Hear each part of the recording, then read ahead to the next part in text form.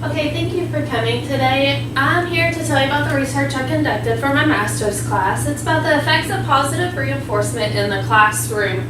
I'm excited to tell you about everything I've learned through this action research. Okay, I found that my first grade students in my classroom display much off-task behavior during the day. And because of this, there's a lot of our instruction time that is lost. So I wonder if using a positive reinforcement will decrease undesired behaviors and provide a more productive and manageable classroom environment. Okay, so I wonder how teachers can encourage positive behavior in the classroom.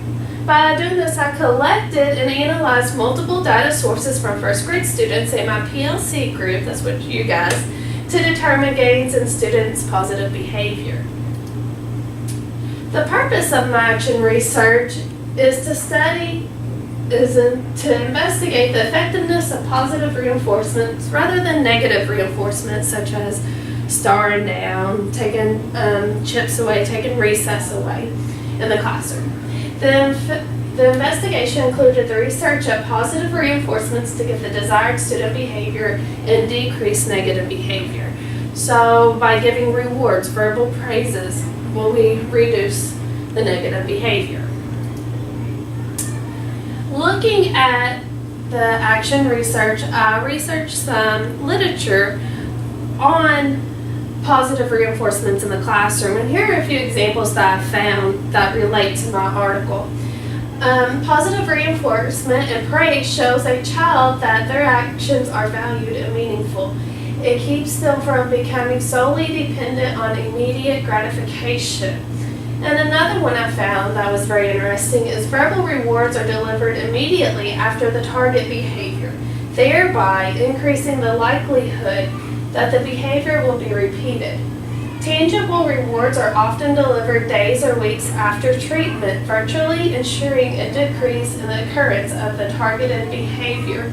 So it's saying by giving rewards as immediate, as it occurs, that they're more likely to decrease that behavior. Two more quotes I found from Morris and Jones address the topic of positive peer reporting. This positive action of saying positive things done by their peers reduce tension, negative feeling towards classmates, and encourage positivity among all students.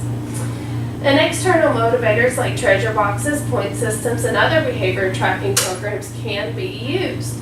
Children are motivated by caring, connection, contribution, and the empowerment of conflict resolution. So it's saying not only are kids motivated by the treasure box and point systems or money or reward systems, that they're also motivated by positive comments, caring, showing them compassion.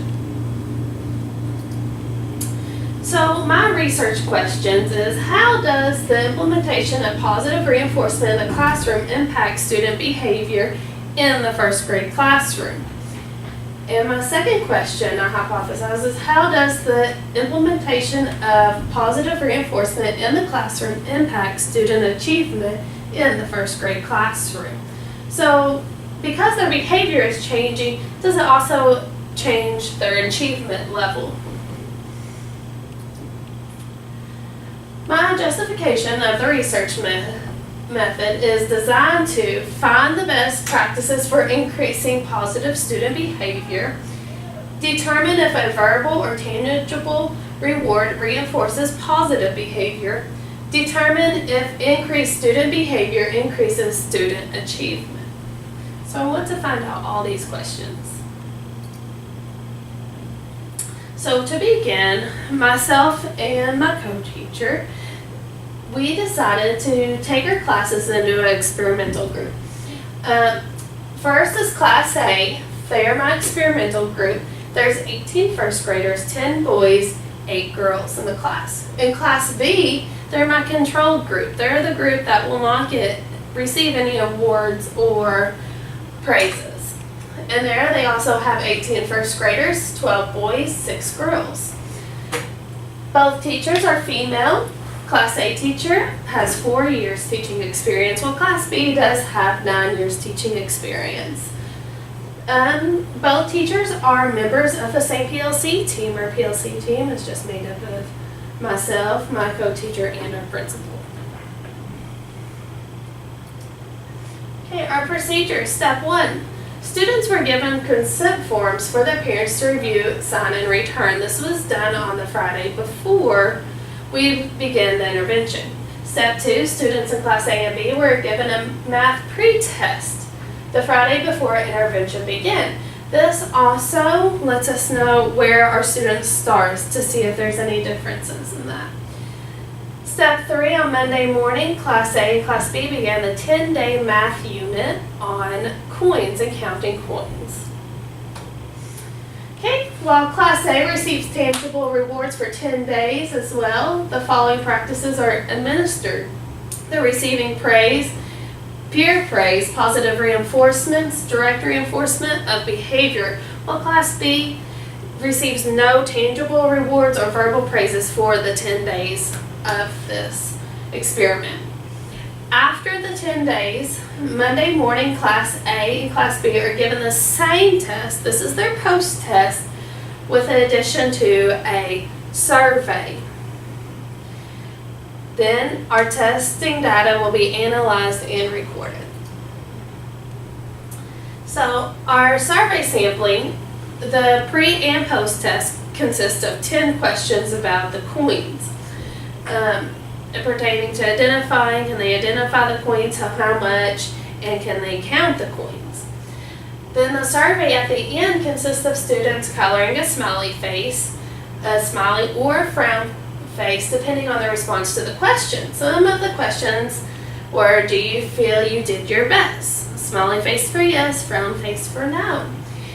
Did you have a positive, encouraging learning atmosphere? Did you feel like you were not interrupted? Were there distractions in the classroom? Yes or no? Hopefully by seeing this survey, we'll see that Class A had less distractions than Class B. Okay, here is our data collection from our research question 1. As you can see, Class A achieved higher than Class B on all 5 questions.